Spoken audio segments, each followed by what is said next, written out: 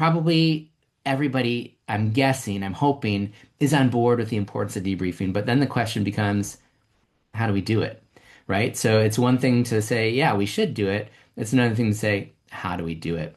And in its most basic form, debriefing involves asking the right questions. So what do I mean by that? Well, let's take a look at a tale of two different debrief questions. I'm going to put two questions up here on the screen, and I want you to think about what is the difference in kind of the learner experience that might happen if you were to ask one question compared to the other. So, one very common question that I will see or experience when I'm attending a training at a conference session or something like that is any questions? That does give me an opportunity to think and see if I have any questions. Very rarely do I see lots of questions being asked, and it's not very targeted. Versus, what was the most uncomfortable truth you had to face during your small group discussion? So, just real quick in the chat, what do you think is the difference between the question on the left and the question on the right? Like how does the question on the left impact the learning experience versus how does the question on the right impact the learning experience?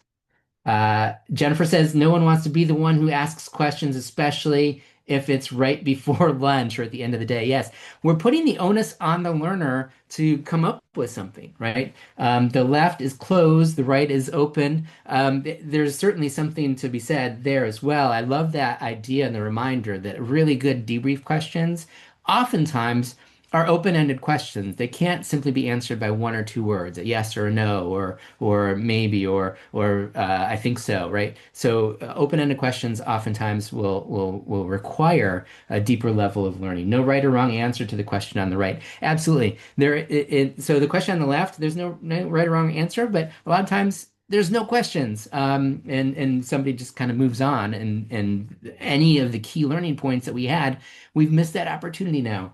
The right requires you to actually think about what you learned, and that's where we want to get to when we talk about debrief questions. And so, sometimes one of the trickiest thing I know that when I'm designing a training program is to figure out, well, what's the right question to ask? I know that I should ask a question here. What's the right question? And so, what I'm going to do is I'm going to share, or my colleague Rachel is going to put a link into the chat that has more than 50 different debrief questions, and they're broken down by different types of intent for your training. And we'll talk about what I mean by different types of intent for our training. But I want to make sure that you have this document. And if you can, go ahead and open it up because we're going to be focusing on this document for a little bit of time here during this discussion, during this webinar. And so really the questions we choose really do depend on our intent. And so let me break down training in a very broad sense into four buckets. I know there's going to be more buckets in this, but just for the time that we have, and just to kind of give you a general overview of maybe what some of the potential buckets for our intent for training could be, I'm going to break it down just into four different categories here. So the first would be training that revolves around general awareness, right? We don't necessarily need people to do something tomorrow. Maybe we're announcing a new policy. Maybe we're announcing a change in what we're doing.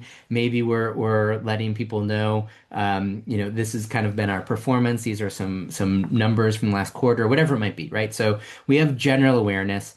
It doesn't mean that we don't want people to remember some of the things that we're teaching them during general awareness types of training.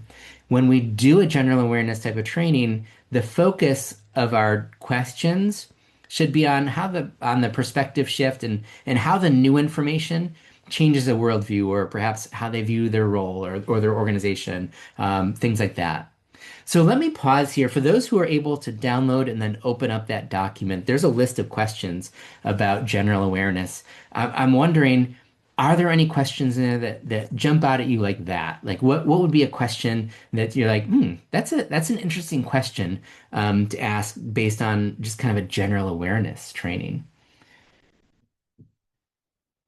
Oh, I'm seeing representation from the Association for Talent Development Puget Sound chapter with both Aaron and Jordan jumping into the chat. Thank you, ATDPS. Love it. What part of today's session felt like it was written specifically for your desk? Yeah, I think there's such power in a very targeted, intentional question, even when we're training people on some general types of topics.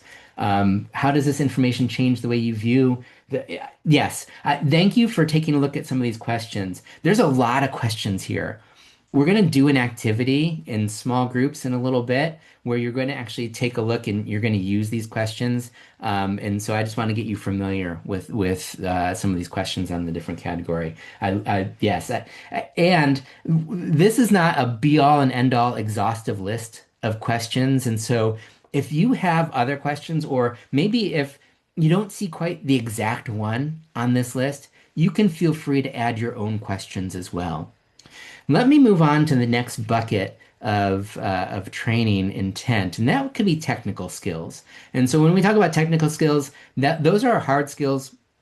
They could be related to IT or computer systems. Technical skills could be if we're in the medical community and we're learning a specific procedure, steps to a process, things like that, right? So when we talk about technical skills, we want the debrief to focus on precision and accuracy, regardless of what kind of industry we're in. That should be the focus of those technical skills.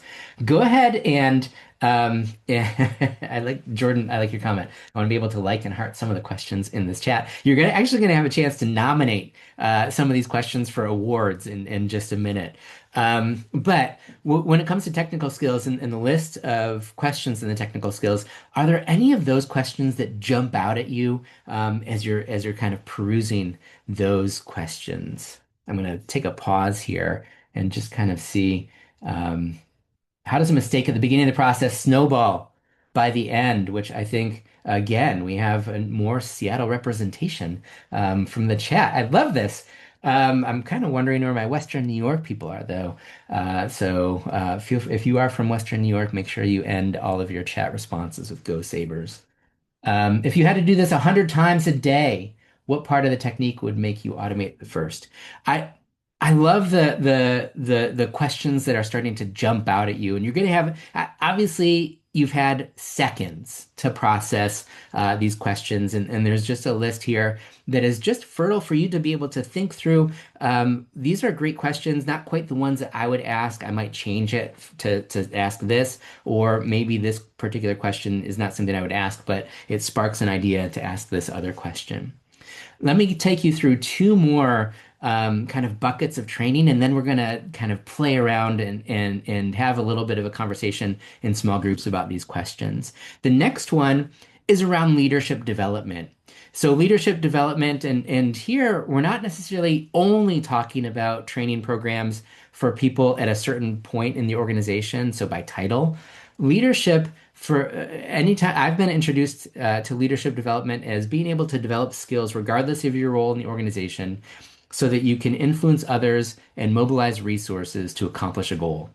When we're doing leadership development type of work, the intent that we want for the debrief is to focus on how that leader's behavior impacts others' motivation or trust or results. And then another bucket, and there's lots of questions there for you to kind of think about as well. I'm gonna kind of go into this next bucket, and then you're gonna have a chance with small groups to kind of think through all of these questions.